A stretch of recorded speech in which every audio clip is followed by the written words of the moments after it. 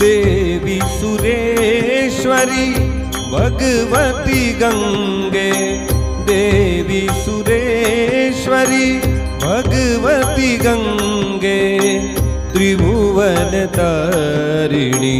तरल तरंगे, शंकर मौली विहारिणी विमले, मम मतिरस्तां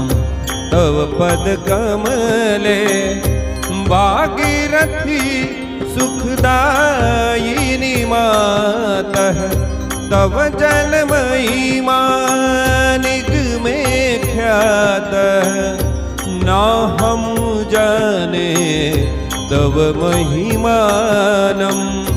पाहि कृपामयि मामज्ञानं, हरिपदपाद्य तरंगिणी गंगे, हिमविधुमुक्ता धवल तरंगे, दूरी कुरु मम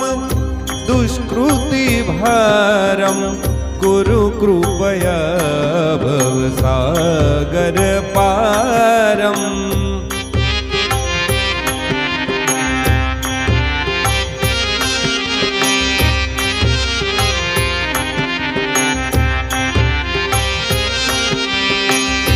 तव जलममलं येन निपीतं, परमपदं खलु तेन गृहीतं, मातर्गङ्गे त्वयि यो भक्तः, किल तं द्रष्टुं न यमः शक्तः, पतितोद्धारिणी जानवी गंगे, खंडित गिरिवर मंडित भंगे, भीष्म जननी है मुनिवर कन्ये, पतित निवारिणी त्रिभुवन धन्ये, कल्पलतामिव फलदां लोके, प्रणमति यस्त्वां न पतति शोके, पारावार विहारिणी गंगे, विमुख युवती कृत तरला पांगे।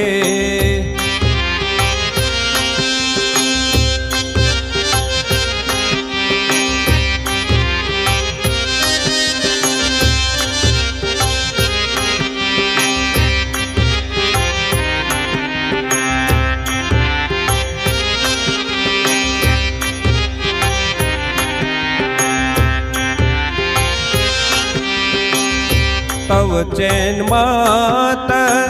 स्त्रोतः स्नातः, पुनरपि जठरे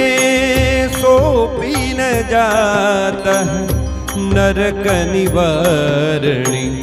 जानवी गंगे, कलुष विनाशिनी महिमोत्तुंगे, पुनरसदंगे पुण्यतरंगे, जय जय जाह्नवी करुणा पांगे, इंद्र मुकुट मणिराजित चरणे, सुख दे शुभ दे भूत्य शरण्ये, रोगं शोकं तापं पापं, हरति मे भगवती कुमति कलापं, त्रिभुवन सारे वसुधारे, त्वमसि गतिर्मम खलु संसारे, अलकानन्दे परमानन्दे, कुरु करुणामयि कातर वन्दे, तव तट निकटे यस्य निवासः, खलु वैकुण्ठे तस्य निवासः।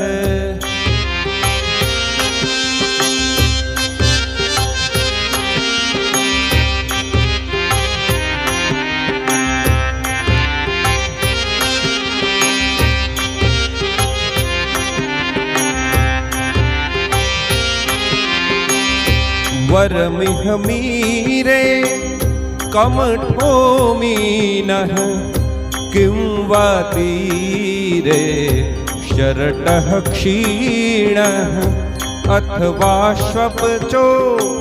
मलिनो दीनः तव नहि दूरे